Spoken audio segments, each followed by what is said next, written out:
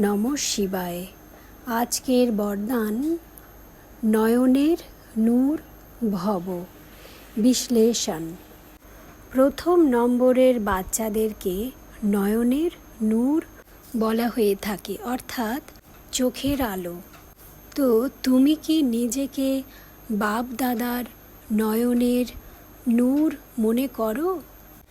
এমন নাম্বার 1 বাচ্চাদের লক্ষণ কি সেটা জানো কি? সে শুধুমাত্র এক বাবা ছাড়া অন্য কোনো বস্তু, বৈভব বা ব্যক্তিকে দেখেও দেখবে না। এ সব কিছু যেন মরে পড়ে আছে, এমনটা বুদ্ধির দ্বারা অনুভব হবে তার। কোনো রকম বিনাশী রস নিজের প্রতি তাকে আকর্ষিত করতে পারবে না। সদা এক রসে ডুবে থাকা, এক রস স্থিতিতে স্থিত হবে।